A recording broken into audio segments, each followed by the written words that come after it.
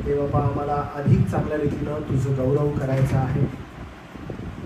आमच्या दैनंदिन जीवनामध्ये आम्ही कसं तुला संतोष देणारं आमचं चालणं असावं, यासाठी आम्हाला देवा तुझी कृपा कर. आम्हाला तुझ्या वचनाद्वारे सहायता कर, मदत कर की प्रभुदेवा आम्ही यथायोग्य रीतीनं तुझ्या वचनाच्या शिक्षणाद्वारे आमचा जीवितक्रम पुढे न्यावा. आम्हाला देवापा हे पत्र समजण्यास तुझं ज्ञान, बुद्धी आणि चातुर्य दे. त्याचबरोबर देवापा आम्ही आमच्या जीवनामध्ये हे आचरण करण्यास पवित्र आत्म्याचं सामर्थ्य देवापा आम्हाला तू दिलेलं आहेस, त्याबद्दल तुझे आभार मानतो. तुझ्या वचनाद्वारे ते आम्हाला शिकवतं, त्याबद्दल आम्ही तुझी स्तुती करतो.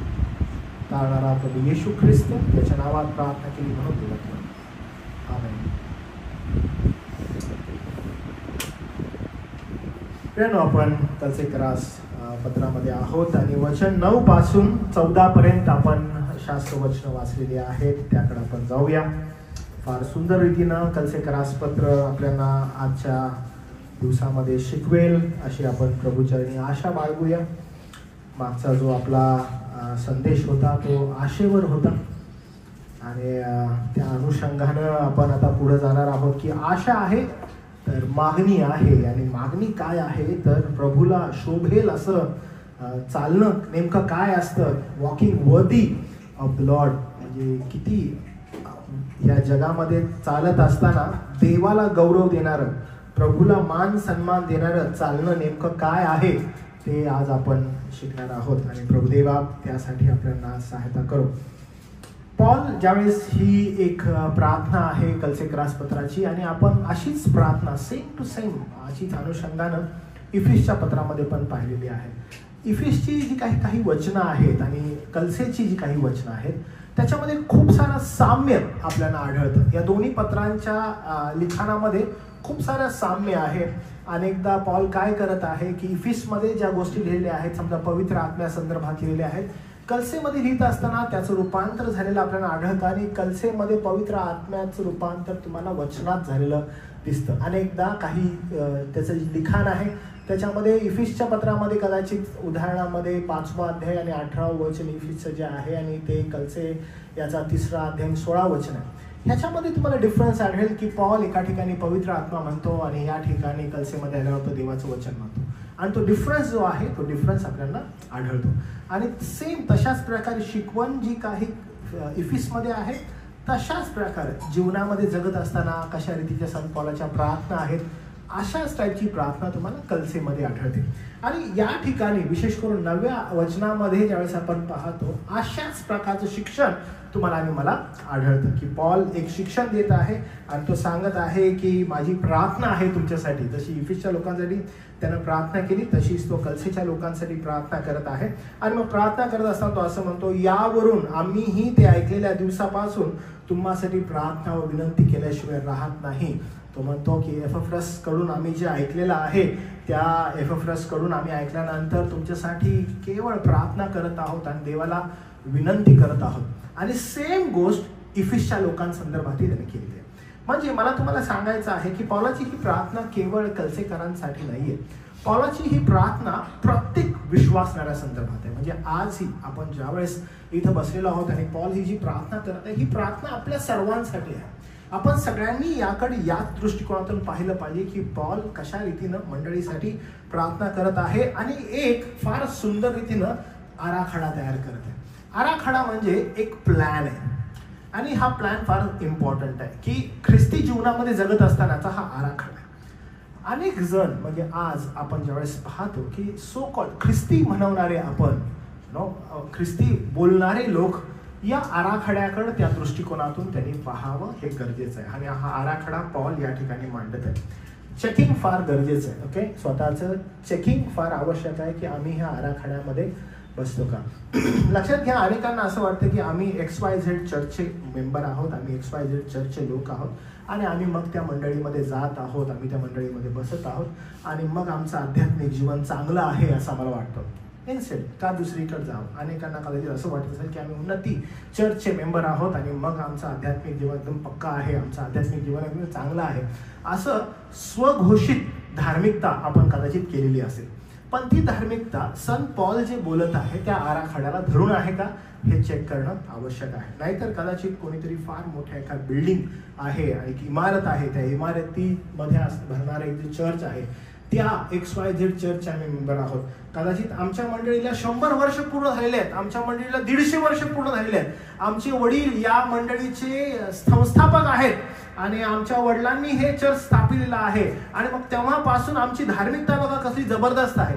म्हणजे स्वयंघोषित धार्मिकता जी आहे, स्वयंघोषित एखाद्या चर्चला आपण ग्लोरिफाय करणं जे आहे, हे सगळं जे आहे हे या आराखड्यामध्ये टाकणं आणि मग पाहणं आवश्यक आहे की पॉल जे बोलत आहे त्या अनुषंगानं प्रत्येक व्यक्ती त्याचे चालचलवणूक आहे ती देवाला किंवा परमेश्वराला शोभनीय आहे का. प्रत्येक जणांना हे चेक करणं गरजेचं आहे. मग ह्याच्यामध्ये मी कोणत्या चर्चचा मेंबर आहे, माझा कोणता पाळक आहे आणि मी कोणत्या पाळकाच्या अंडरमध्ये शिकत आहोत हे सगळं बाजूला राहतं. उरतं काय की काय मी परमेश्वराला शोभनीय माझं वर्तणूक आहे का, आणि ते फार आवश्यक आहे. ठीक आहे.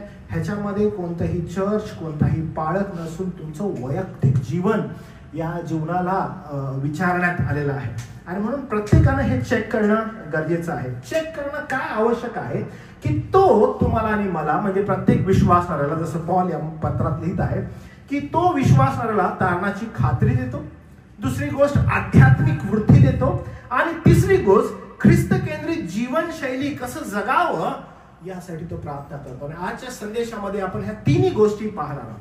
पहिली गोष्ट अशी आहे की तारणाची खात्री. पॉल एकदम खात्रीपूर्वक सांगतो की जे विश्वासणारे आहेत त्यांना तो तारणाची खात्री देत आहे. आणि मग दुसरी गोष्ट असं सांगत आहे की तारणाची खात्री आहे तर आध्यात्मिक वृद्धी असणं आवश्यक आहे. तर ज्या व्यक्तीला तारणाची खात्री आहे त्याला आध्यात्मिक वृद्धीविषयी खात्री आहे. म्हणजे प्रत्येक जण आपली चाचपणूक करणं गरजेचं आहे की काय मला तारण मिळालेलं आहे. हो ठीक आहे, मग याचं चिन्ह काय आहे. याचं चिन्ह असं आहे की तुमची आध्यात्मिक वृद्धी होत आहे. You are not stuck somewhere. तुम्ही एका ठिकाणी स्टक नाही आहात.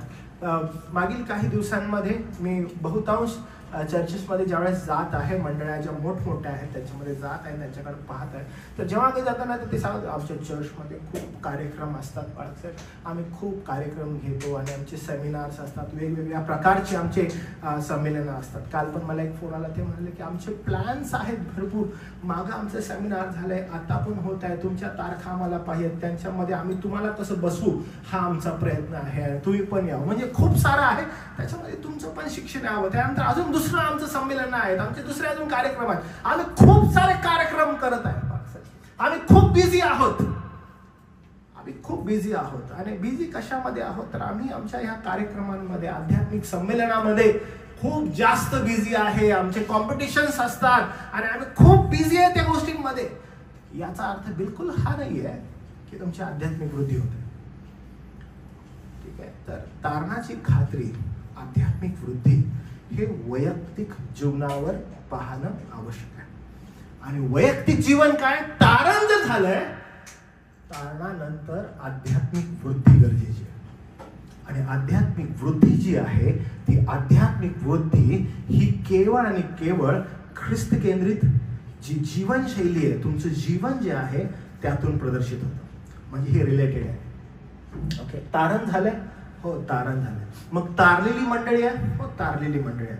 मग सेकंड गोष्ट काय की आध्यात्मिक वृद्धी होत आहे त्यांची, ते आध्यात्मिक वृद्धी चालत आहेत. पालक साहेब आम्ही कसं समजू की आमची आध्यात्मिक वृद्धी होत आहे. लगेच थर्ड मुद्दा असा आहे की त्यांची जीवनशैली, त्यांच्या जीवनामध्ये जर काही प्रदर्शित होत आहे तर ते ख्रिस्त केंद्रित जीवनशैली आहे. आणि मग याच अनुषंगानं आपण आजचा संदेश पाहणार आहोत. हे फार इम्पॉर्टंट आहे. मी तुम्हाला परत एकदा सांगतो की आम्ही कदाचित खूप मोठ्या चर्चचे लोक आहोत, आम्ही कदाचित ह्या उन्नतीच्या चर्चचे लोक आहोत आणि मग ह्याच्यामध्ये आम्ही जीवन जगत आहे. आमचा पाळक पास्टर क्लेपा आहे आणि आम्ही बघा किती चांगल्या रीतीने जीवन जगवत आहे. यावर निर्भर नाहीये. हे यावर निर्भर आहे की काय तुमचं तारण झालंय. तारण झालंय, हो आमचं तारण झालंय. तुमची आध्यात्मिक वृद्धी होत आहे का. ओके, तुमची आध्यात्मिक वृद्धी होत आहे का? वृद्धी कशावर निर्भर आहे? ख्रिस्त केंद्रित जीवनशैली तुमची झालेली आहे का? म्हणजे तुमच्या जीवनातून ख्रिस्त प्रदर्शित होत आहे का?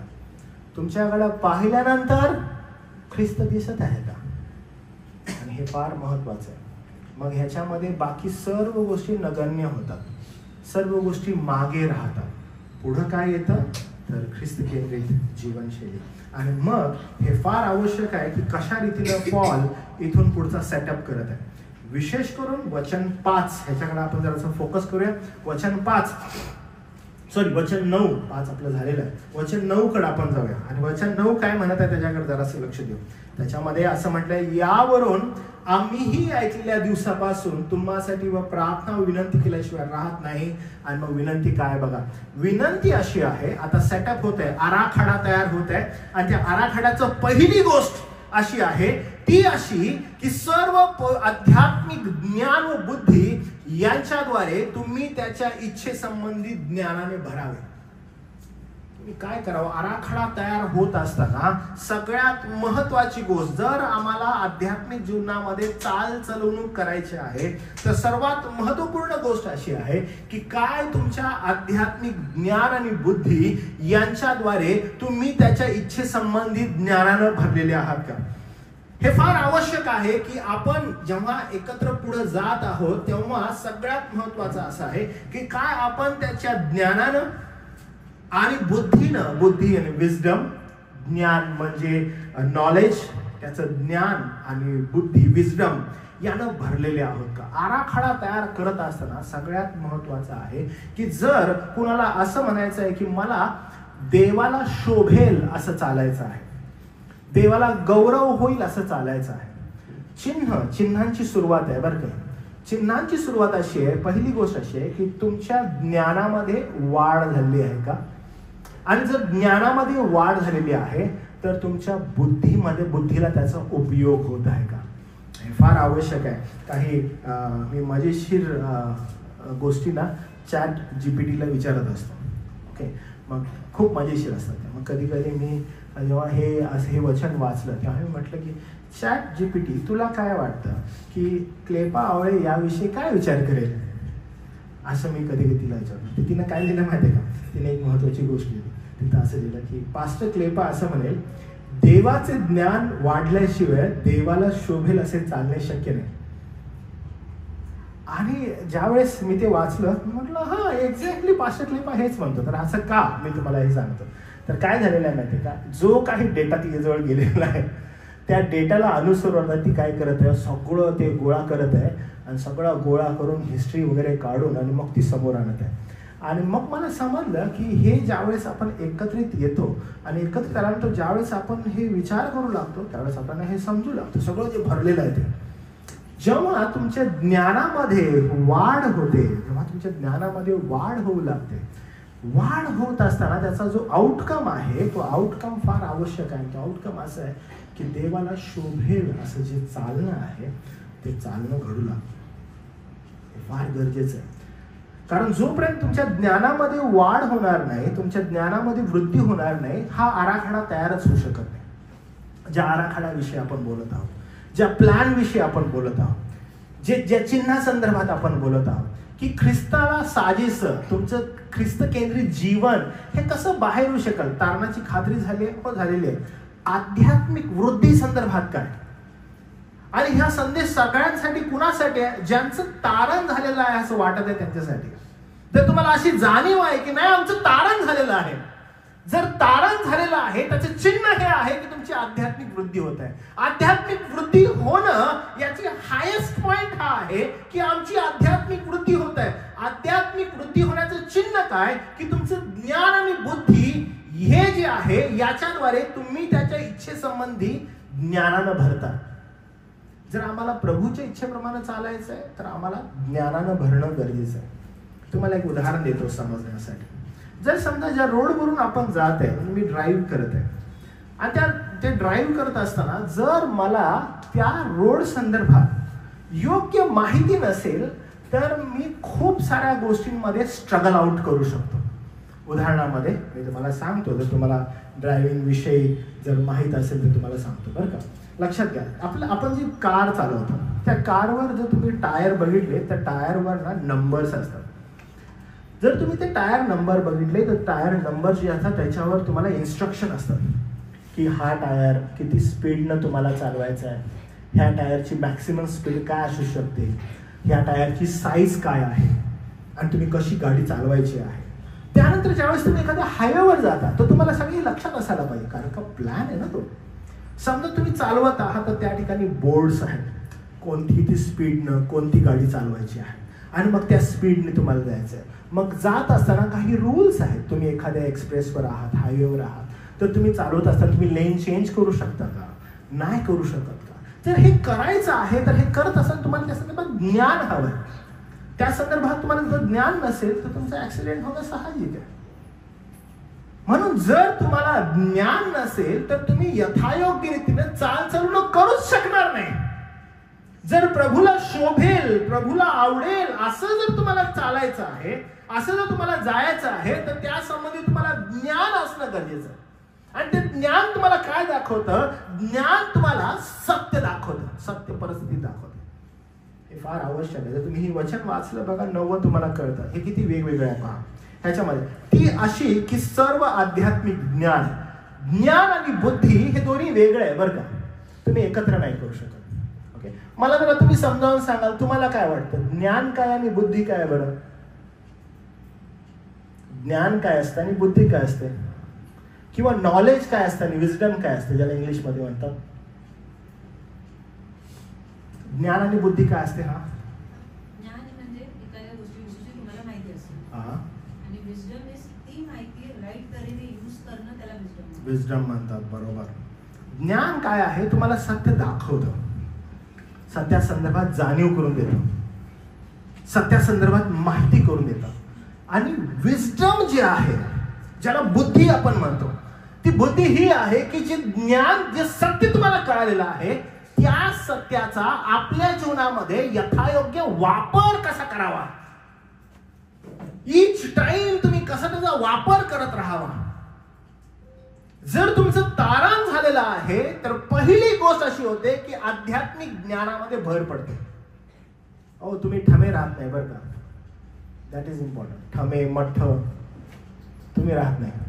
काय होता, ज्ञान आल्यावर तुम्ही मूर्खतेपासून बाहेर येता. नाही ना, मला कळतच नाही, मला समजतच नाही, काय करू मी, असं नाही राहत तुम्ही. आध्यात्मिक जीवनासंदर्भात तुम्ही प्रौढतेकडे पाऊल टाकता. तुम्हाला काय बोलायचं, कसं बोलायचं, कुठं बोलायचं, कितपत बोलायचं हे ठाऊक करायला लागतं. तुमच्या ज्ञानामध्ये भर पडायला लागते. आणि ज्यावेळेस तुमच्या ज्ञानात भर पडते, तुमच्या बुद्धीत भर पडायला लागते. आणि मग तुम्ही ते ज्ञान यथायोग्य रीतीनं वापरता आध्यात्मिक जीवनासंदर्भात. लक्षात घ्या, सेम गोष्ट पापासंदर्भात आहे बरं का. जेव्हा तुम्ही प्रौढ बनता पातकामध्ये, तुम्हाला समजू लागते की काय बोलायचं, कुठं बोलायचं आणि कसं बोलायचं. तुम्ही योग्य पाप करणारे बनता. प्रौढ पापी ज्यावेळेस बनता त्यावेळेस तुम्ही काय होता, त्या पातकामध्ये अधिक जास्त आणि जास्त आणि जास्त रममान होता, ज्याच्याद्वारे तुमचा सेल्फ इगो सॅटिस्फाईड होईल. सेल्फ इगोला बरं वाटेल, माझं मोठंपण मी कसं करू शकेल, मला माझा मान सन्मान कसा मिळेल, या दृष्टिकोनातून पातकामध्ये अधिक प्रौढता प्राप्त करण्याचा प्रयत्न करू लागतो. आणि मी तुम्हाला सांगू, हे दुसरं तिसरं नाही करत, हे तेच ज्ञान करतं, तशाच प्रकारची बुद्धी करते, विजडम ज्याला तुम्ही म्हणता. पण जेव्हा तुमचं तारण होतं आणि ही गोष्ट आध्यात्मिक गोष्टींकडे जाते, त्यावेळेस तुमची आध्यात्मिक वृद्धी होऊ लागते. आणि ज्यावेळेस तुमची आध्यात्मिक वृद्धी होऊ लागते त्यावेळेस तुमचा दृष्टिकोन एकमेव असतो, ख्रिस्त जीवनशैली जी आहे ती तुमच्या जीवनामध्ये येऊ लागते. याच्यामध्ये तुमचं स्वतःचं गौरव उरत नाही, तर ते ख्रिस्ताचं गौरवाकडे घेऊन जाते तुम्हाला. आणि हा डिफरन्स आहे खूप मोठा.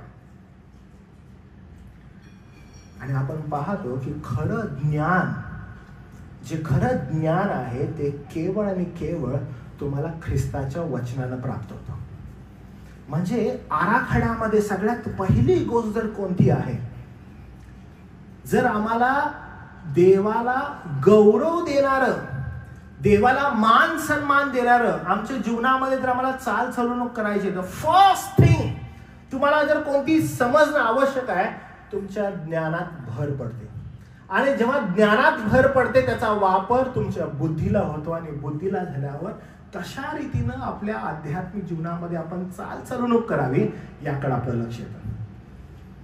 म्हणून महत्वाचं आहे, ज्ञान वाढतं. आमचं तारण झालेलं आहे, ज्ञानात भर पडायला लागते. ज्ञानाचा उपयोग तुमच्या वृद्धीसाठी होतो. कुठल्या वृद्धीसाठी? आध्यात्मिक वृद्धीसाठी. त्यामुळे चाचपणूक करायची की देवाचं वचन हे एकमेव ज्ञानाचा स्तोत्र आहे. कोणी असं म्हणू नाही शकत बरं का, ठीक आहे, माझ्या ज्ञानामध्ये भर कशी पडली माहिती आहे का, काय सांगू पडत साहेब, मी बसलेलो होतो आणि मी ना हात वर करून गाणं गात होतो आणि माझ्या ज्ञानात भर पडत होती. गीतं गायलं ना माझ्या ज्ञानात भर पडते. मी 1 किलोमीटर वॉक केला, माझ्या ज्ञानात भर पडते. मी काय सांगू, नुसती प्रार्थना प्रार्थना प्रार्थना करत होतो, माझ्या ज्ञानात भर पडते. Absolutely wrong. ज्ञानात भर पडण्याचं एकमेव स्तोत्र आहे आणि ते म्हणजे देवाचं वचन. आणि जर तुमच्या ज्ञानात भर पडते असं जर कोण म्हणत आहे, तर त्याचा एकमेव स्तोत्र आहे, तुमच्या जीवनामध्ये ख्रिस्ताची वचनं ही कार्य होत आहेत. ही कार्य होत आहेत आणि हे चिन्ह आहे. म्हणून मी तुम्हाला सांगितलं, कोणी असं म्हणू नये की आम्ही XYZ चर्चचे मेंबर आहोत, आम्ही XYZ पाळकाच्या ठिकाणी चर्चला जात आहोत. नाही, त्याचा आणि तुमच्या ज्ञानात पडणाऱ्या भरेचा संबंध अजिबात नाही. संबंध काय? ख्रिस्ताचं वचन तुमच्यामध्ये भरलेलं आहे, ज्याद्वारे तुमचं ज्ञान वाढत आहे. आणि ॲज सून ॲज ज्ञान वाढत आहे, लक्षात घ्या, तुमच्या आध्यात्मिक जीवनामध्ये वृद्धी होत आहे. स्टॉप होत नाहीये ते, तुमच्या आध्यात्मिक जीवनामध्ये वृद्धी होत आहे. कदाचित तुमच्यातील काही जण आहेत ना, ते तुमच्या गावाला वगैरे ज्यावेळेस तुम्ही जाता, लोकांना भेटता, त्यावेळेस लोक कसं काय तुला हे समजत आहे बरं? कारण तुमच्या ज्ञानात भर पडत आहे. कशाद्वारे पडत आहे? व्हेन ईच संडे आपण या ठिकाणी येतो आणि देवाचं वचन शिकतो, त्याच्याद्वारे तुमच्या ज्ञानात भर पडत आहे. ज्ञानात जर भर पडत आहे, त्याचा दुसरा आउटकम फार आवश्यक आहे, तुमच्या आध्यात्मिक जीवनात वृद्धी व्हायला पाहिजे. फक्त ज्ञान घेऊन ज्ञान आहे ज्ञान आहे ज्ञान आहे, आम्हाला हे समजलं, आम्हाला हे समजलं, आम्हाला हे समजलं, आम्हाला काय उपयोग नाही. तुम्हाला जे समजतं त्याचा काय उपयोग नाही जोपर्यंत तुमच्या आध्यात्मिक जीवनात वृद्धी होत नाही. आध्यात्मिक वृद्धी होत आहे याचा अर्थ काय? तुमच्या जीवनामध्ये ख्रिस्त केंद्रित जे जीवन आहे ते प्रदर्शित होत नाहीये. तुम्ही अजून पण त्या ज्ञानाचा उपयोग जर स्वतःच्या गौरवाकरिता, स्वतःच्या प्रौढीकरिता करा. तुम्हाला माहित आहे का याचा अर्थ काय? मला माहित आहे, हे बघा हे असं आहे. देवाचं वचन हे म्हणते बघा, हे मला समजलेलं आहे. आणि तुम्ही जाऊन जर तुमचं स्वतःचं शहाणपण पोर आउट करता, त्याचा काय वापर नाही. इन्स्टेड त्याद्वारे तुमचं वैयक्तिक जीवन, तुमच्या वैयक्तिक जीवनाचं पाप तुम्हाला कळायला पाहिजे, तेवढं कळायला पाहिजे. तुम्ही अजून लीन नम्र व्हायला पाहिजे. तुम्ही स्वतःच्या गौरवासाठी, स्वतःचं नाव उंच करण्यासाठी हे करू शकत नाही. म्हणून काय, माझं जीवन हे ज्ञानानं भरलेलं आहे. ज्ञानानं भरलेलं आहे. मग सेकंड थिंग माझ्या जीवनात काय व्हायला पाहिजे? तर वृद्धी व्हायला पाहिजे. खरे आध्यात्मिक ज्ञान केवळ आत्म्याने प्रकाशित केलेल्या वचनाद्वारेच प्राप्त होतं, हे मला समज आहे. आणि म्हणून तुम्ही काय करता, तुमचा ओघ, तुमचं सारखं पाहणं ते एकाच केंद्रित होतं, ते म्हणजे काय? ख्रिस्ताच्या वचनावर.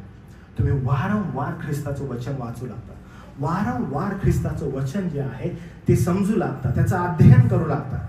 उद्देश काय असतो बरं तुमचा ह्याच्यामध्ये? की मला हे जे ज्ञान मिळालेलं आहे, ह्या ज्ञानाचा जो स्तोत्र आहे, याला मी सोडू नये, ह्याला घट्ट पकडावं, ह्याला घट्ट पकडावं. तुम्हाला माहित आहे ह्याची सेम दुरावस्था काय झाली?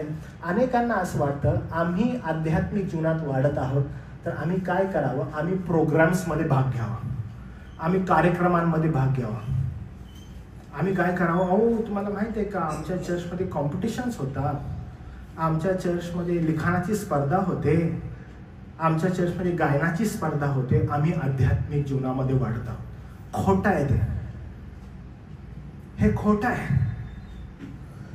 आध्यात्मिक जीवनात वाढण्याचं एकमेव स्तोत्र आहे, ते म्हणजे ख्रिस्ताचं वचन. आणि फक्त ख्रिस्ताचं वचन, समजा आज आपली परीक्षा होणार आहे आणि ते फक्त ज्ञानामध्ये तुम्ही देता, मूर्खपणा आहे तो. जो अभ्यास तुम्ही केलेला आहे त्या अभ्यासाचं जर मूळ आणि मुळाकडे जर तुम्ही गेले, त्यातून एकच गोष्ट बाहेर आला पाहिजे, आणि ते म्हणजे आध्यात्मिक वृद्धी.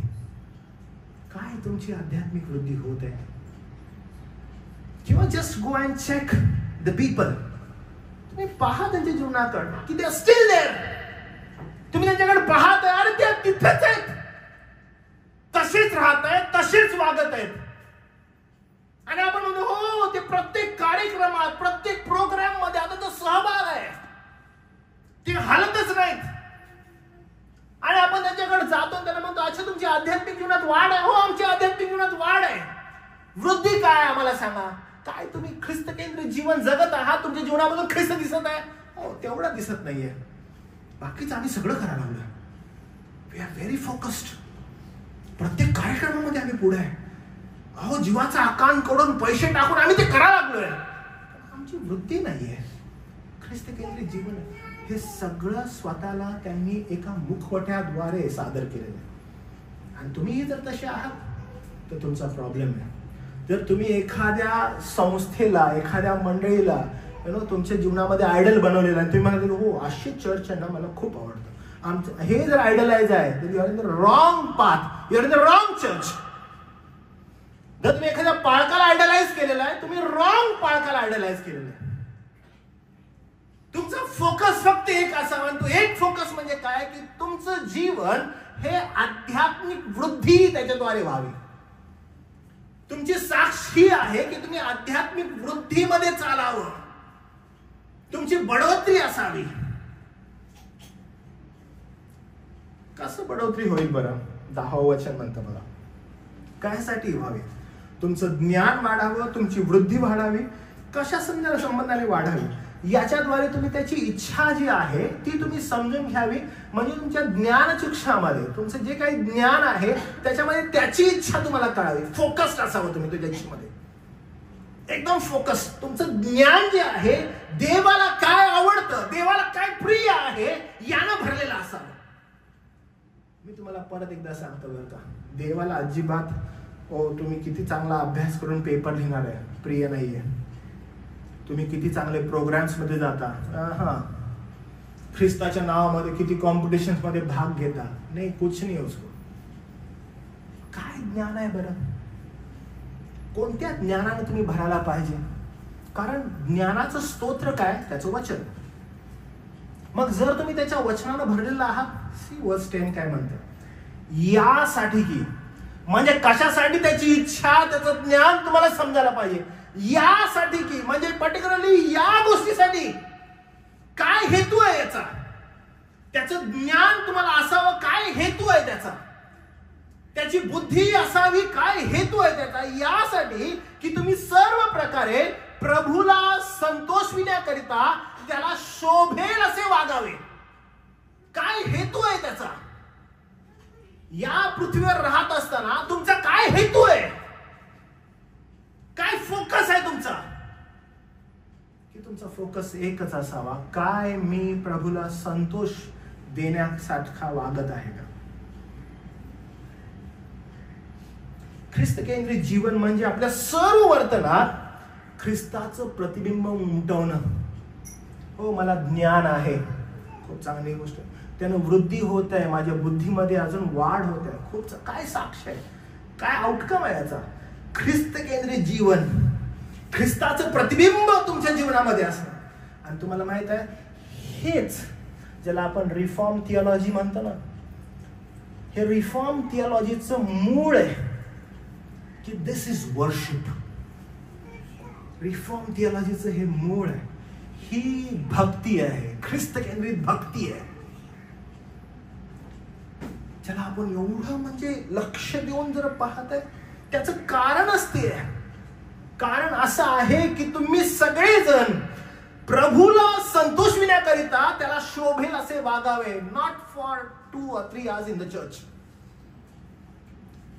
इथे यावं आणि 2-3 तास हो आम्ही किती चांगले दूत आहोत, आम्ही किती चांगले एकत्र गात आहोत, नाही. याच्यावर निर्भर नाहीये.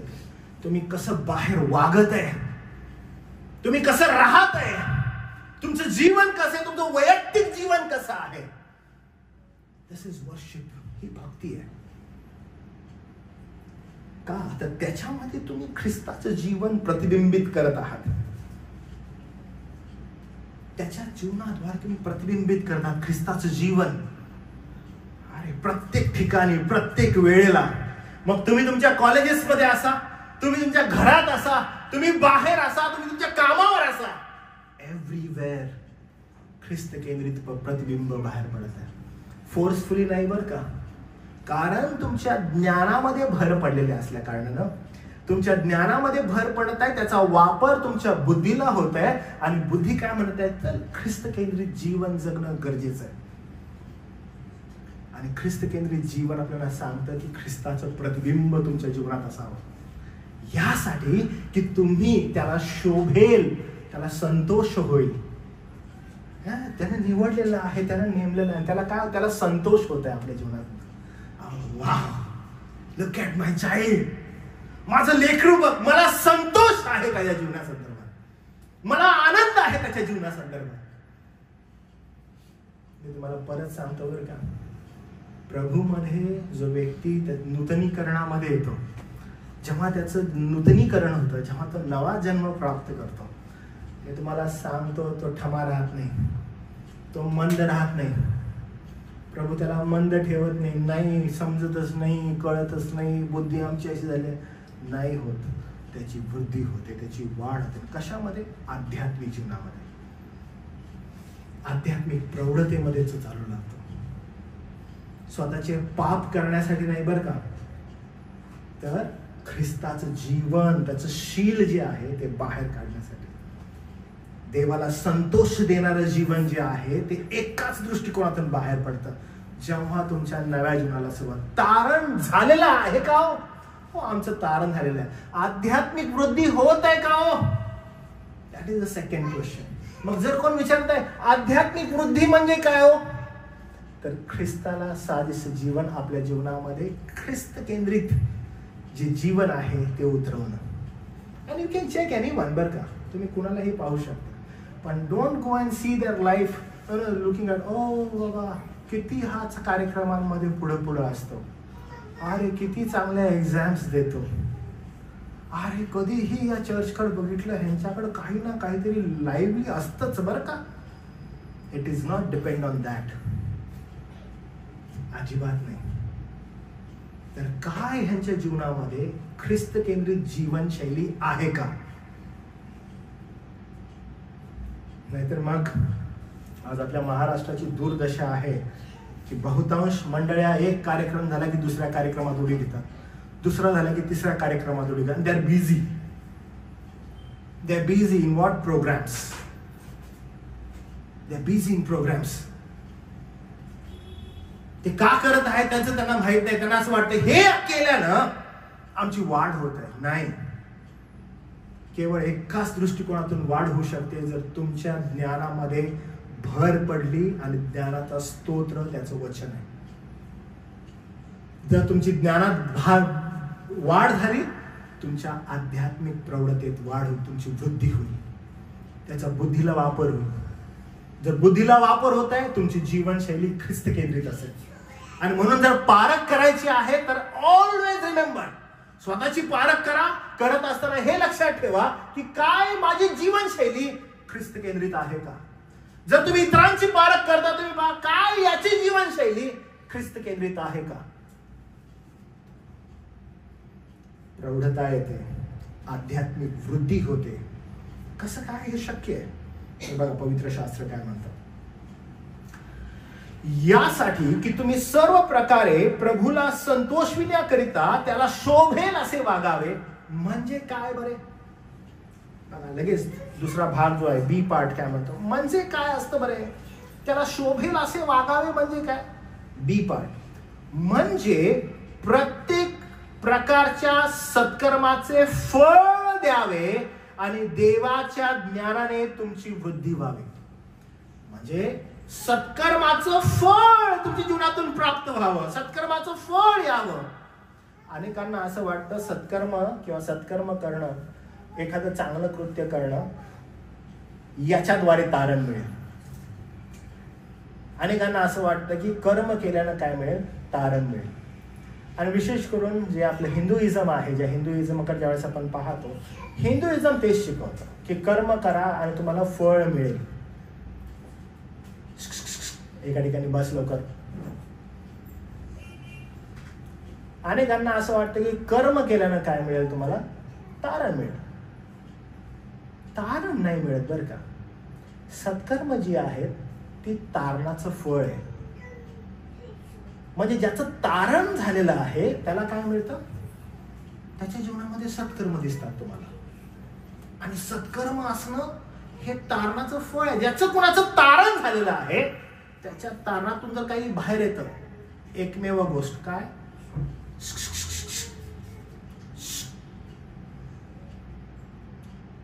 त्याच्याद्वारे काय येतं, एकच गोष्ट, फळ. शांत. कारण कर्म आपल्याला वाचवत नाही, पण जे कोणी तारणातून बाहेर येतं, जे कोणी तारणातून बाहेर येतं त्याच्यामध्ये तो तारण झालेल्याचा स्वभाव त्याला समजतो. तारण हे आज्ञापालनाचं बक्षीस नाही, तर आज्ञापालन हा तारणाचा परिणाम आहे. हे इम्पॉर्टंट आहे बरं का. ठीक आहे, फार आवश्यक आहे. अनेकांना असं वाटत असतं की हो आपल्याला तारण हे आज्ञापालनाचं बक्षीस आहे का काय. बिलकुल नाही. तर तारण आज्ञापालनाचं बक्षीस नाही, तर आज्ञापालन हे तारणाचा परिणाम आहे. म्हणजे तारण झाल्यावर व्यक्ती काय होतो, आज्ञापालन करू लागतो. तारण झालेला व्यक्ती आज्ञापालन करू लागतो. ज्याचं तारण झालं नाही तो असं नाही म्हणू शकत की वाव मला तारण झालेलं आहे आणि तारणामुळे मला आज्ञापालन मिळालेलं आहे. बिलकुल नाही. किंवा मी आज्ञापालन करत आहे म्हणून मला तारण प्राप्त झालेलं आहे, असं होऊ नाही शकत. जेव्हा तुमचं आज्ञापालन आहे आणि हा तारणाचा परिणाम आहे, म्हणजे तारणानंतर येणारं जर कोणतं फळ आहे तर first and foremost thing obedience. तुमच्या जीवनामध्ये काय येतो, ओबिडियन्स. ओबिडियन्स म्हणजे शिस्त बरं का, शिस्त येते. आणि तारण झालेला आहे तो व्यक्ती कशा आहे, शिस्तीमध्ये राहणार आहे. त्याला शिस्त आवडू लागते, त्याला ओबिडियन्स आवडू लागतं. जसं आता मी तुम्हाला सांगितलं, हे शांत बस, गप राहा, का ओबिडियन्स आहे तो. आणि हे असणं काय आवश्यक आहे. तारण झालेलं आहे तो व्यक्ती काय करतो, he likes to be in that zone. त्याला आवडू लागते ती गोष्ट, त्याला बरी वाटू लागते. ज्याचं तारण झालं नाही तो त्या ओबिडियन्स मधून कसा मी बाहेर पडू, हा एकमेव प्रयत्न असतो त्याचा. त्यामुळे तारण झालेलं आहे, he loves to be result of that obedience, in that obedience. Salvation नंतर, तारणानंतर येणारा हा ओबिडियन्स आहे आणि त्याला ते आवडू लागतं. आणि मग काय होतं, सत्कर्माचं फळ ते मिळतं. सत्कर्माचं फळ मिळतं जेव्हा तुम्ही ख्रिस्त केंद्रित जीवन जगू लागता. तुमच्या जीवनाद्वारे ती सत्कर्म येऊ लागतात. तुम्हाला फोर्सफुली काढायची गरज नाही बरं का. ओ आम्हाला आता काय करू, आम्हाला आता फळं द्यायलाच पाहिजे, असं नाही होत. किंवा एखादं आंब्याचं झाड आहे आणि मग त्या आंब्याचं झाड प्रत्येक वर्षी फळ देत आहे आणि एक वर्ष ज्यावेळेस तो माळी त्या जवळ जातो, माळ्याला तो म्हणतो मी तुझ्यावर नाराज आहे, फळ नाही देत जा. असं शक्य नाही ते. जर ते झाड आहे तर ते फळ देणार, हा त्याचा गुणधर्म आहे. जो व्यक्ती तारण झालेला आहे, ज्याची ज्ञानामध्ये वृद्धी झालेली आहे, ज्याची आध्यात्मिक जीवनामध्ये वृद्धी झालेली आहे, फळ निश्चित अर्थानं आहे. आणि ते फळ काय, त्याच्या जीवनाद्वारे सत्कर्म येतात. सत्कर्मांमध्ये काय, द फर्स्ट थिंग आज्ञापालन, ओबिडियन्स. त्याला ओबिडियन्स आवडू लागतो. तो काय करतो, एकदम सिस्टमॅटिकली समर्पित व्हायला लागतो. प्रत्येक वेळेस समर्पित व्हायला लागतं. अगेन आय टेल यू, तुम्ही काय करा, चाचपणूक करा स्वतःची की तुम्ही ह्याच्यामध्ये आहात. जर तुम्ही एखाद्या गोष्टीला आयडलाइज केलेलं आहे, चेक इट. जर तुम्ही कुठल्या मंडळीला आयडलाइज केलेलं आहे, चेक करा. जर तुम्ही कुठल्या पाळखाला आयडलाइज केलेला आहे, चेक करा की काय सत्कर्म आहेत, काय सत्कर्माची फळं आहेत, काय जीवनाद्वारे ओबिडियन्स आहे, आज्ञापालन आहे, देवाला आवडणारं जीवन आहे. कुठे चेक करणार तुम्ही? Only in the church for 2 hours नाही. खरी भक्ती उपासना कुठं आहे? रिफॉर्म थिओलॉजी अशी म्हणते, your life is a worship. तुमची स्वतःची जे जीवन आहे ती भक्ती आहे प्रभूची. आणि त्या भक्तीमध्ये चेक करा, त्या भक्तीमध्ये चेक करा. त्यामुळं तारण हे आज्ञापालनाचं बक्षीस नाही, तर आज्ञापालन हा तारणाचा परिणाम आहे. 11वे वचन, सर्व प्रकारचे सहनता व धीर ही तुम्हास आनंदासह प्राप्त व्हावी म्हणून त्याच्या गौरवाच्या पराक्रमानुसार तुम्ही सर्व प्रकारच्या सामर्थ्याने समर्थ व्हावं. बघा आता काय होत आहे, स्टेप बाय स्टेप ख्रिस्ताला साजेसं, प्रभूला साजेसं आपल्याला जीवन जगायचंय, पावलं टाकायचे. टाकत असताना it starts with one thing. तुमचं जर तारण झालेलं आहे, तुम्ही ज्ञानानं आणि बुद्धीनं काय व्हाल? परिपूर्ण व्हाल. जेव्हा तुमच्याकडे ज्ञान येतं, ज्ञानाचा स्तोत्र आपण बघितला, ख्रिस्ताचं वचन आहे. ज्यावेळेस ज्ञान तुमच्यामध्ये येतं, तुमची आध्यात्मिक वृद्धी होते. आध्यात्मिक ज्यावेळेस वृद्धी तुमची होते, तुमच्यामध्ये प्रौढता येते. आणि प्रौढताला काय होतं आपण बघितलं की तुम्ही प्रभूला संतोषण्याकरिता एकमेव तुमचा दृष्टिकोन असतो, कशा रीतीनं माझ्या जीवनाद्वारे प्रभू संतोषला जावा. ज्यावेळेस तो दृष्टिकोन असतो, ऑटोमॅटिकली तुमच्या जीवनामध्ये सत्कर्म होऊ लागतात. सत्कर्म म्हणजे चांगली कृत्य, देवाला आवडणारी कृत्य तुमच्या जीवनामध्ये घडू लागतात. तुम्ही घडवता का? नाही. म्हणून या ठिकाणी कोणी कन्फ्यूज होऊ नये, मी सत्कर्म केल्यानं माझं तारण होईल. बिलकुल नाही. आपण वचनात पाहिलं की तारण हे आज्ञापालनाचं बक्षीस नाही, तर तारण जे आहे तारणाचा परिणाम हे आज्ञापालन आहे. आणि मग आपण पुढे पाहतो की जेव्हा आध्यात्मिक वृद्धी होते त्यावेळेस तुम्हाला काय प्राप्त होतं, तर दुसरा भाग आपण त्याच्या गौरवाच्या पराक्रमानुसार तुम्ही सर्व प्रकारच्या सामर्थ्याने समर्थ होता. त्याच्या सामर्थ्यानं तुम्ही समर्थ होता. म्हणजे देवाचं सामर्थ्य आपल्या अंतःकरणात कार्य करणारा देवाचा जो आत्मा आहे त्याला तुम्ही अधिक जास्त समर्थ होता. देवाचा आत्मा अधिक चांगल्या रीतीने तुम्हाला त्या सामर्थ्याकडे घेऊन जायला लागतो. कारण का? तुमची आध्यात्मिक वृद्धी होत आहे. तुम्ही प्रौढतेमध्ये चालत आहात. तुमच्या जीवनामध्ये देवाचा आत्मा कार्य करायला लागलाय. कसलं जबरदस्त आहे बघा हे, की तो कार्य करत आहे, तुमची वृद्धी होत आहे. वाव. स्टेप बाय स्टेप तुम्ही प्रौढतेकडे जात आहात.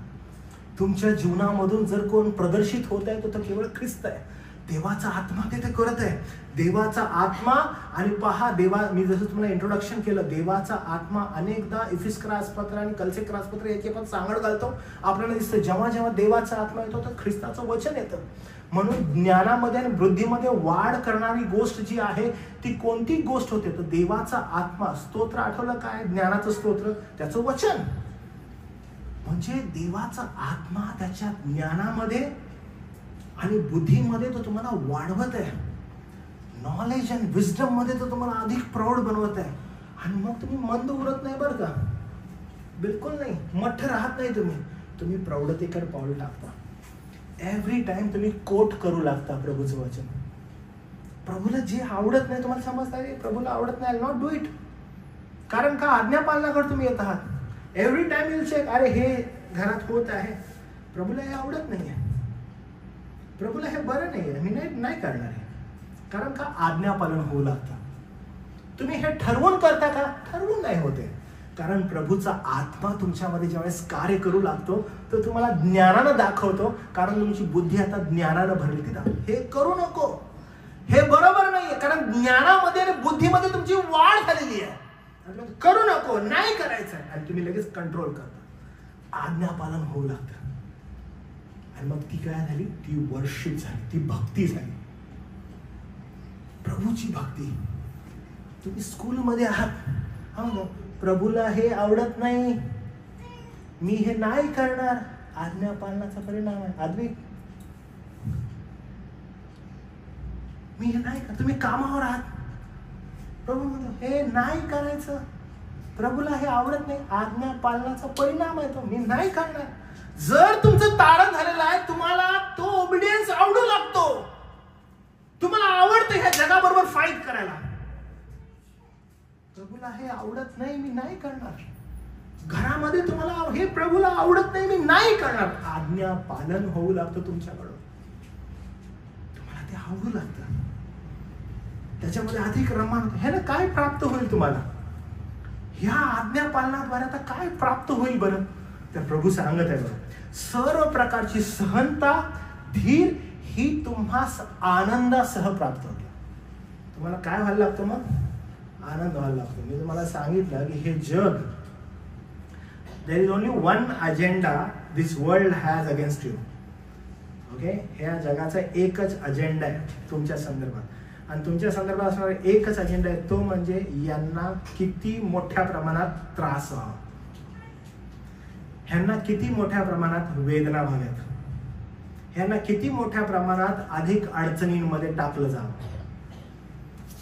दिस whole world is trying to focus on you. तुमच्यावर फोकस आहे, म्हणजे याला मी किती त्रास द्यावा, ह्याला किती स्क्वीज करावं. अहो, तुम्ही जगभरात जर पाहला, तुम्हाला एकच गोष्ट दिसत आहे की ख्रिस्ती म्हणून जगणं तुम्हाला कठीण होत चाललंय. स्क्वीज करत आहे प्रत्येक ठिकाणाहून. आणि हे असं तसं होत नाहीये. Take your educational system. ज्या गोष्टी तुमच्यावर लादण्यात येत आहेत, त्या गोष्टी तुम्हाला अनेकदा वाटते की नाही कराव्या. Take your work. तुमची कामं घ्या, तुमचे कॉलेजेस घ्या, तुमचं फ्रेंड सर्कल घ्या. एव्हरीवन इज फोकस्ड की यांना कशा रीतीनं आम्ही यापासून वेगळं करावं, यांना वेदना द्यावा, यांना जगामध्ये आणावं. आणि ख्रिस्ती लाईफ मध्ये तुझ्या ज्ञानात, तुझ्या बुद्धीत वाढ होत आहे. आणि जेव्हा वाढ होत आहे, पहा, तुला आज्ञापालन प्रिय होत आहे. जेव्हा तुला आज्ञापालन प्रिय होत आहे, तुला वेदना होत आहेत. का वेदना होत आहेत? द होल फोर्स जी आहे ती एकत्र होऊन म्हणत आहे की याला कसं स्क्वीज करावं, ह्याला कसं आम्ही अधिक चांगल्या रीतीने नाश करावा याचा. आणि प्रभूचं वचन त्याच्यामध्ये तुम्हाला आधार देत आहे. आणि आधार काय देत आहे? जर समजा तुम्ही आज्ञापालन तुम्हाला प्रिय झालं, देन आउटकम तुम्हाला मिळत आहे. आउटकम काय आहे? तो असं म्हटलं, सर्व प्रकारची सहनता. तुमचं फोकस चेंज होत आहे. ह्या जगात जगत असताना व्हॉट विल गेट, काय मिळेल तुम्हाला? सर्व प्रकारची सहनता, सर्व प्रकारचा धीर ही तुम्हास आनंदासह प्राप्त व्हावी. म्हणजे तुम्हाला जर काही प्राप्त होणार आहे, जॉय. कधी जॉय मिळणार आहे माहिती? आनंद कधी मिळणार आहे तुम्हाला? ज्यावेळेस तुम्हाला सहनता मिळेल, ज्यावेळेस तुम्ही सहन करू लागाल. आणि सहन करत असताना तुम्ही मनुष्याकडे नाही पाहणार बरं का. ज्यावेळेस तुमची प्रौढता वाचते, आपण पाहिलं ना की तुमचं जीवन ख्रिस्त केंद्रित होतं. Every time will see Christ, in every situation will see Christ. तुम्ही ख्रिस्ताला शोधाल. अरे या सिच्युएशन मध्ये, त्या सिच्युएशन मध्ये ख्रिस्त, या सिच्युएशन मध्ये ख्रिस्त. मग तुम्ही जगा समान होणार नाही, जगाच्या विरोधात होणार जसा ख्रिस्त झाला. आणि म्हणून ख्रिस्त म्हणतो, त्यांनी माझा छळ केला, तुमचाही करते. त्यांनी मला मारलं, तुम्हालाही मारते. Every time will see Christ. प्रत्येक ठिकाणी तुम्ही ख्रिस्ताला पाहाल. त्यामुळं काय होईल? सर्व प्रकारची सहनता तुम्हाला मिळेल आणि धीर प्राप्त होईल. हो, सॅटिस्फॅक्शन. आम्हाला फार धीर प्राप्त होईल. आणि धीर आम्हाला काय देईल? देवाचं सामर्थ्य, म्हणजे आपल्या अंतःकरणात कार्य करणारा आत्मा. एवढंच नाही तर ख्रिस्ती जीवनात दुःख कसं आहे? नैसर्गिक रीतीनं फोर्स आहे ना. तुम्हाला आठवतं मी तीन लोक सांगितलेले जे तुमच्या विरोधात कार्य करत आहेत. तुम्हाला आठवतं काय ते? एक काय होतं? स्टार्ट काय होता? सैतान, जग, देह. फोर्स आहे. काय करतायत? कसं ह्याला पापात पाडू, कसं ह्याचं वाईट करू. आणि हे विरोधात फोर्स कार्य करत आहे तुमच्या. नैसर्गिक रीतीने होतच आहे. पण ख्रिस्ती जीवनात ज्यावेळेस दुःख आहे, नैसर्गिक आहे. पण ज्यावेळेस तुमच्यामध्ये ज्ञान आणि बुद्धी येते, आणि ती बुद्धी तुम्हाला उत्तेजन देते की आध्यात्मिक प्रौढतेमध्ये चालावं, इट विल प्रोड्यूस जॉय. तुम्हाला आनंद प्राप्त होईल. आणि तो आनंद कसा असेल? आत्मिक. आणि तो तुम्हाला कुणाबरोबर मिळेल? आध्यात्मिक लोकांबरोबर. Not alone. एकट्याबरोबर नाही. तुम्ही सदैव काय करा? लोकांमध्ये कसं जावं, ख्रिस्ती विश्वासणाऱ्या लोकांमध्ये कसं जावं, आनंद कसा प्राप्त करावा, हा एकमेव दृष्टिकोन असेल. आपण धीरानं सहन करतो कारण आपला लक्ष आपलं ख्रिस्त असतो. कारण सहनशीलता आणि धीर तुम्हाला प्राप्त होईल. तुम्हाला तुमचं लक्ष तिकडं असेल. आमचं लक्ष ख्रिस्ताकडे आहे. आणि जेव्हा ख्रिस्ताकडे आमचं लक्ष आहे तर जसं ख्रिस्तानं सहन केलं आम्ही सहन करतो. आम्ही ह्या जगाकडे बघत आहोत. This world is going to die soon. हे संपणार आहे लवकर. तुमचा पाहण्याचा दृष्टिकोन बदलून जाईल. तुम्हाला समजेल की तुम्ही फक्त प्रवासी आहात. तुम्ही फक्त प्रवासी आहात, केवळ प्रवासी आहात. म्हणून मी आता समजा आपण काही 11 तारखेला एक उपकार स्तुतीची प्रार्थना आहे. ओके, निर्मलाचे या ठिकाणी आपल्याला पेढे आलेले आहेत आणि आपण म्हणतो वाव 1 तारखेला आपली अजून उपकार स्तुतीची प्रार्थना आहे. तुम्हाला मी सांगत आहे आज उपकार स्तुतीचे जेवण आहे आपल्यासाठी. आपण म्हणतो की अरे कशाबद्दल बरं उपकार स्तुती आहे. उपकार स्तुती करणं फार चांगलं आहे बरं का. एव्हरी टाइम थँकफुल असणं प्रभूला. Whatever God give you. तुमचं प्रमोशन झालं, थँकफुल टू द लॉर्ड. आणि मग आम्ही थँकफुल आहे प्रभूला. एकट्यात नाही, एकला चलो रे तुमचं लाईफ नाही. हे समजून घ्या तुम्ही. It is always been church together. मंडळी, ख्रिस्ताची मंडळी, कारण ते फोर्स आहे, ते एकत्र फोर्स आहे. लक्षात घ्या. They are fighting it with this world. तुमचं छोटासा पण जी गोष्ट आहे, सेलिब्रेट विथ क्राइस्ट पीपल. त्याच्या लोकांबरोबर सेलिब्रेट करा. दुःख आहे, share with the Christ people. ख्रिस्ताच्या लोकांबरोबर शेअर करा. तुमचं दुःख असो, तुमचं सुख असो, एव्हरीथिंग.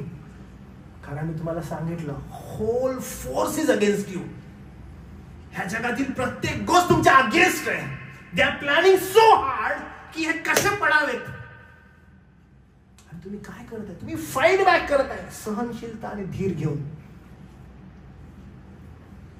अप्स अँड डाऊन्स आहेत आणि तुम्हाला धीर प्राप्त होत आहे. मला धीर मिळालेला आहे. मग काय, प्रभूकडून असणारा आनंद मिळालेला आहे. मग प्रभूकडून मिळालेला आनंद आहे. आम्ही इतकंच करतो आमचं. It is not like that. आपण आता रचनाचं बाळ झालेलं होतं, निर्मलाचं. We whole church started praying for them. Why? That is important. फार महत्वाचं आहे ते की as a church together we are praying for them. प्रत्येक जण आपण प्रार्थनेद्वारे प्रभूकडे. कारण whole force is against us. जर तुम्हाला काही त्यात मिळणार आहे तर एकच, धीर, सहनशीलता आणि शांती.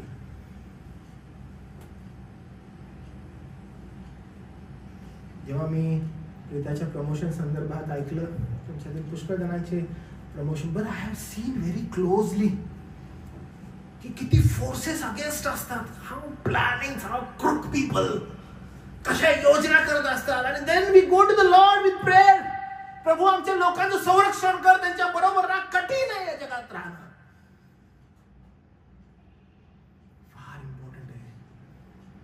अदरवाईज आपण एकला चलो रे म्हटलं, इट विल नॉट सक्सीड. ख्रिस्ताने टाइमपाससाठी मंडळीसाठी प्रार्थना दिला बरं का. ही नोज एक्झॅक्टली तुम्हाला मी एकटं सोडणार नाही म्हणतो तो. And people want to be alone. आम्हाला एकटं राहायचंय. आणि शास्त्र म्हणते नका एकटं राहू. नाही होणार तुम्हाला. Be focused. ख्रिस्ती जीवनात नो डाऊट प्रियांनो, दुःख, त्रास आणि क्लेश, छळ हा नैसर्गिक आहे. नैसर्गिक म्हणजे माहिती आहे तुम्हाला? नैसर्गिक आहे म्हणजे येणारच, हे टाळू शकत नाही. नैसर्गिक आहे. जुलै महिन्यामध्ये पाऊस पडत आहे, यावेळेस मे महिन्यात पण पडला. आज थांब तुला सांगतो मी. तुम्ही अडवू नाही शकत आहे. It's part and parcel. तो येणारच, तो पडणारच. नैसर्गिक आहे. ख्रिस्ती जीवनात तशाच प्रकारे दुःख, त्रास, छळ या जगाकडून नैसर्गिक आहे. ते येणारच, तो होणारच. तुम्हाला जर असं वाटत असेल की आपल्या चर्चचा काही छळ होणार नाही किंवा आपल्या चर्चला, होणारच. We are part and parcel of this. घडणारच, कदाचित घडतही आहे, हे होऊन पार्ट अँड पार्सल आहे. पण याच्यातून जर तुम्हाला आणि मला काय प्राप्त होत आहे तर आध्यात्मिक आनंद, आत्मिक आनंद. का बरं? कारण जर आपण धीरानं सहन करतो तर लक्षात घ्या, या जगामध्ये आपण केवळ प्रवासी म्हणून आहोत आणि आपण पाहत आहोत की प्रवासी आहोत आम्ही. ज्या काही आम्हाला लागणाऱ्या गोष्टी आहेत प्रभू या प्रोव्हाइड करत आहेत कठीण परिस्थितीमध्ये, आणि वी आर थँकफुल, आम्ही ग्रेटफुल आहोत त्या गोष्टीसाठी.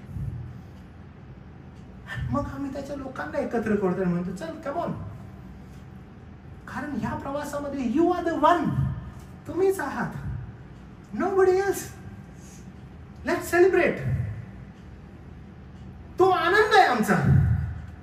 का बरं? जर आनंद आहे तर शास्त्र 12 वचनात म्हणत आहे, आणि ज्याने आपल्याला प्रकाशातील पवित्र जनांच्या वतनाचे विभागी होण्यासाठी होण्याजोगे केले, त्या पित्याचे उपकार स्मरण व्हावे. डोंट एव्हर फॉरगेट दिस. कधीच विसरू नका, तुम्हाला आणि मला त्यानं जे पाचारण केलेलं आहे ते केवळ पवित्र जनांच्या सहभागितेचे लोक होण्यासाठी. तुमचं आणि माझं पाचारण केवळ ते आहे की पवित्र जनांची असणारी सहभागिता, समविश्वासी लोकांची असणारी सहभागिता, एकट्यासाठी नाही. त्यामुळे मी सदैव तुम्हाला व्हॉट एव्हर इट टेक्स, काहीही होऊ दे, स्ट्रेच युअरसेल्फ सो मच की तुम्ही सहभागितेमध्ये यावं. काहीही झालं तुम्ही सहभागितेमध्ये यावं. मी प्रयत्न, कारण मला दुसरं कशाचीच चिंता नाहीये, मला माझ्या सहभागितेची चिंता आहे, कारण प्रभूने मला त्यासाठी पाचारण केलं. I not miss it. मी तुम्हाला किती एनकरेज करत असतो बघा, no, take your time and come to the cottage prayers. Don't miss out. The whole world is against you. आपण टाइमपास करायला लागलोय. Don't do that. करू नका. हा संदेश असाच शेवटपर्यंत तुम्हाला जाईल. Don't do it. करू नका. फोकस ठेवा. काय करताय काय तुम्ही जाऊन करून?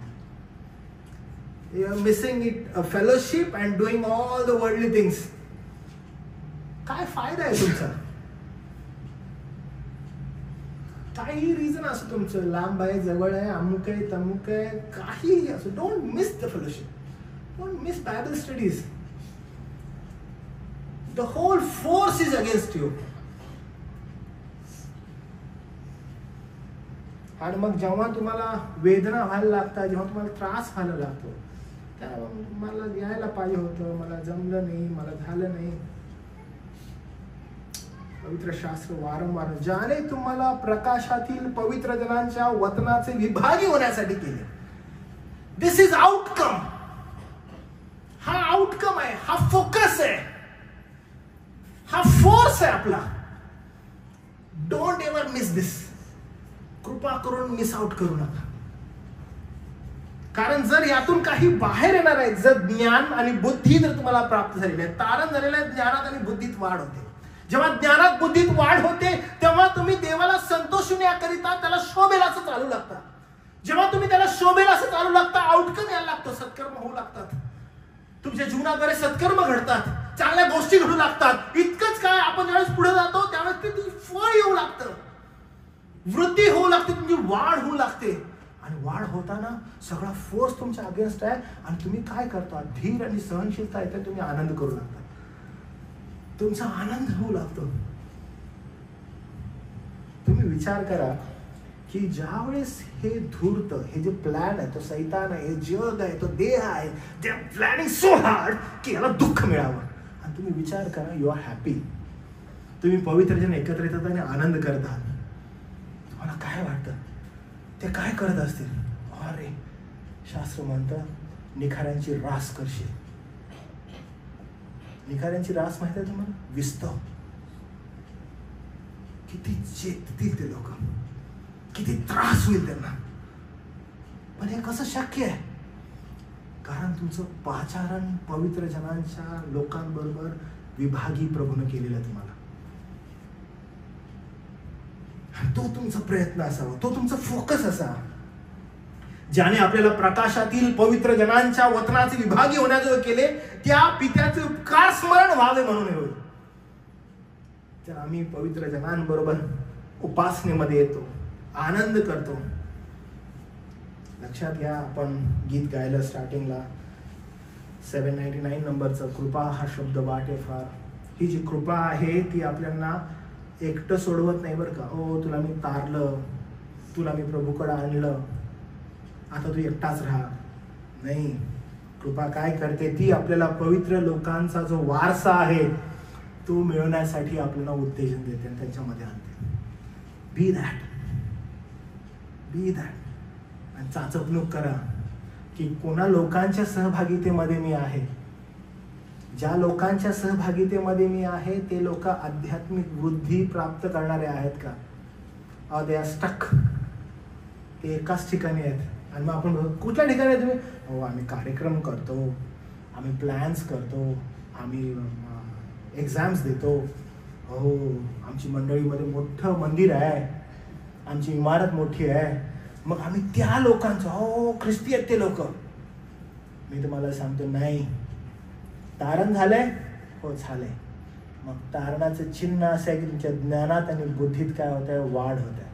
जर ती वाढ होत आहे तर तुम्ही सत्कर्म तुमच्या जीवनातून होत आहे, सत्कर्म होत आहे तुमच्या जीवनातून आनंद होत आहे. Step by step, step by step you are growing. तुम्ही काय करताय, तुम्ही ग्रो होत आहे, तुम्ही वाढत आहे. आणि आपण पाहतो कसे वाढते, एकटे वाढत आहेत? नाही, तुम्ही एकटं नाही वाढत. मग कसे वाढतात? ख्रिस्ती विश्वासणाऱ्यांबरोबर, पवित्र जनांबरोबर वाढत आहेत. कारण पित्याने तुम्हाला आणि मला ख्रिस्ताच्या राज्यात स्थान दिलेलं आहे असं आपण म्हणतो. म्हणून कृपा आपल्याला सोडवत नाही, तर ती आपल्याला पवित्र लोकांच्या वस्तीत येण्यास सहभागी ठरवते. आणि 14व वचन फार इम्पॉर्टंट आहे. काय मिळालं तुम्हाला आणि मला त्या पुत्राच्या द्वारे? तर म्हटलं त्या प्रिय पुत्राच्या द्वारे त्यानं आपल्याला त्याच्या राज्यात आणलेलं आहे. त्यानं आपल्याला अंधकाराच्या सत्तेतून काढून, ज्या सत्तेतून त्यानं तुम्हाला आणि मला बाहेर काढलं, तिथं परत जाण्याचा तुम्ही प्रयत्न नाही करणार. कारण तुमची बंधुगण तुम्हाला थांबवतील. थांब, आपली सहभागिता आहे. कोणीही बंधू विश्वासणारा, लक्षात घ्या हे फार इम्पॉर्टंट आहे. जर कोणी पुन्हा अंधाऱ्या जगात जातो तो त्याला हात देतो आणि त्याला थांबवतो.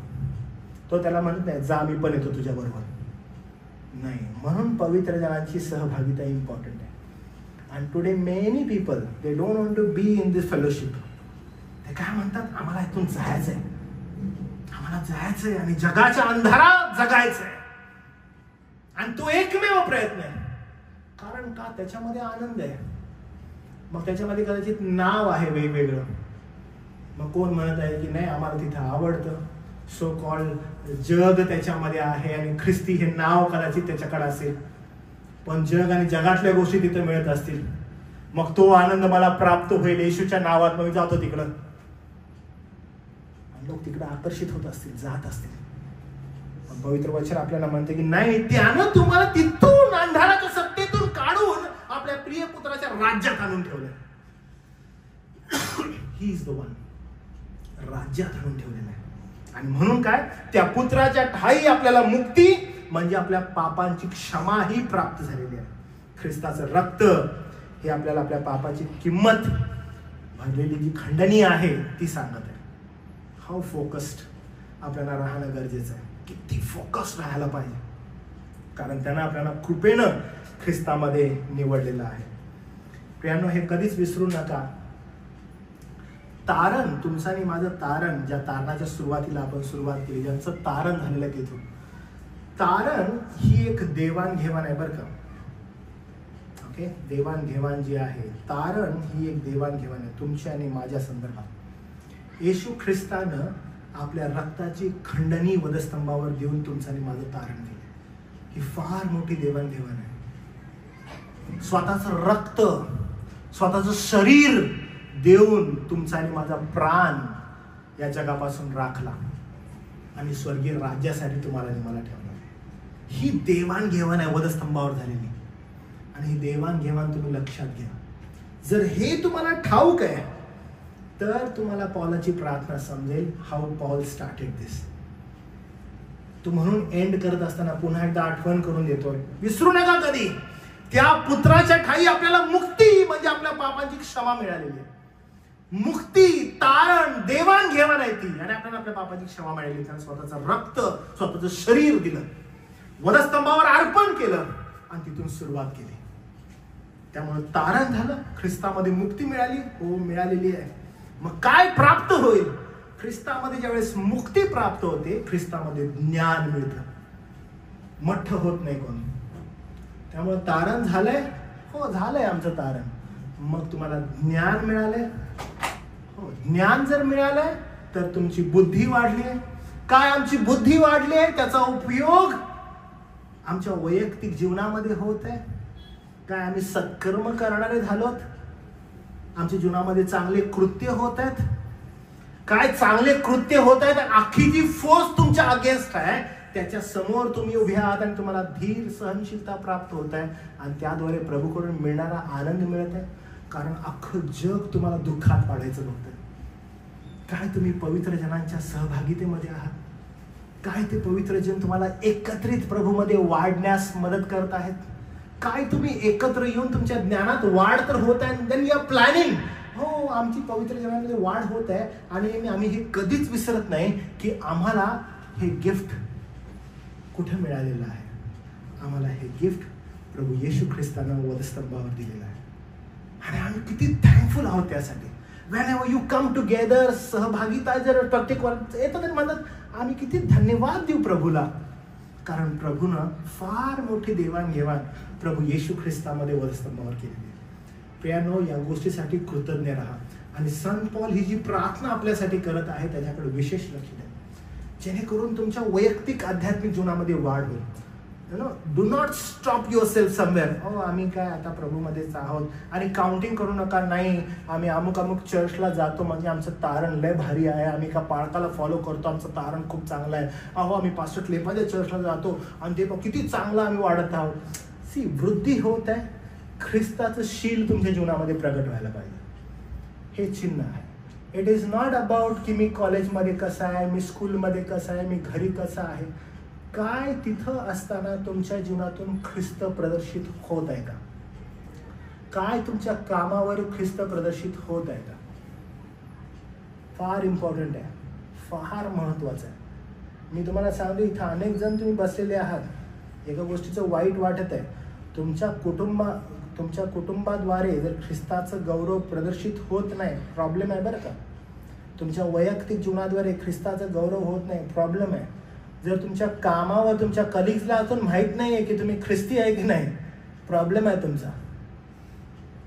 Everyone should know who you are. Let your status reveal की कोण आहात तुम्ही.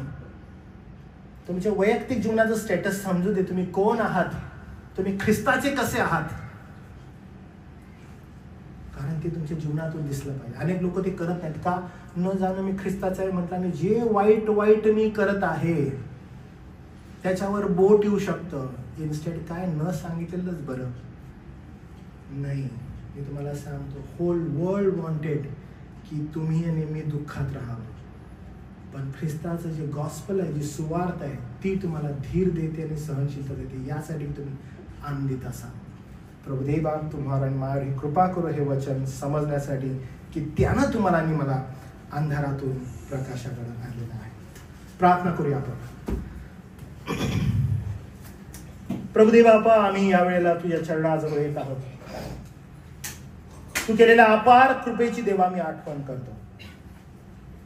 कारण प्रभू, आम्ही पौलाची या ठिकाणी प्रार्थना पाहतो की ख्रिस्ती जीवन हे केवळ सिद्धांत नाहीयेत, तर कृतज्ञतेनं, सामर्थ्यानं, पावित्र्यानं, कशा रीतीनं आम्ही प्रभूला संतोषविणारं चालावं याचं शिक्षण आहे. आणि हे आम्हाला कसं प्राप्त होईल तर तारणानंतर आम्हाला मिळालेलं ज्ञान, त्या ज्ञानाचा उपयोग आमच्या बुद्धीला. आणि ज्यावेळेस ते ज्ञान, ती बुद्धी आम्हाला प्राप्त होते, आमच्या वैयक्तिक जीवनामध्ये आम्ही ख्रिस्त सदृश्य चालचलणूक करणारे लोक बनतो. आणि यासाठी आमचं पाचारण आहे. प्रभू जय जय, आम्ही या ठिकाणी उपस्थित आहोत, ज्या ज्या आम्हा तारण झालेलं आहे, आम्ही सर्वजण देवबापा कृतज्ञ आहोत, कारण वधस्तंभावर येशू ख्रिस्ताद्वारे महान तारणाची कृती झालेली आहे. हे तारण अद्भुत देवाणघेवाण आहे की आम्हाला स्वतंत्र केलं, कारण ख्रिस्तानं स्वतःचं रक्त दिलं. हे आम्ही कधीच विसरू नये. आम्ही ज्यावेळेस एकत्र येऊ, पवित्र जनांच्या सहभागितेमध्ये बसू, एकमेकाला उत्तेजन देऊ, आम्ही केवळ याच गोष्टींसंदर्भात मनन करू.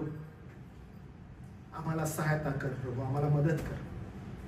आम्ही देवबापा पुन्हा तुझ्याजवळ प्रार्थना करतो की आमच्या ज्ञानामध्ये वाढ कर देवबापा. कारण जेव्हा आम्ही देवाच्या इच्छेप्रमाणे चालतो, आम्ही जेव्हा तुझ्या इच्छेप्रमाणे चालतो, तेव्हा प्रभू देवबापा ख्रिस्ताचं प्रतिबिंब आमच्या जीवनात प्रगट होतं. आणि प्रभू तीच गोष्ट आमच्या जीवनात प्रगट व्हावी अशी विनंती आम्ही तुला करतो. सर्व मान, सर्व गौरव, सर्व सन्मान देवबापा तुला आम्ही देतो, कारण तू तुझा एकुलता एक पुत्र पाठवून जी प्रभू अनन्य साधारण गोष्ट होती, ती गोष्ट देवबापा तू घडवलीस आणि आमची रदबदली केलीस. त्या प्रभू येशू ख्रिस्ताच्या नावात आम्ही तुला ही विनंती सादर करतो, म्हणून देवा तू ऐक. आमेन.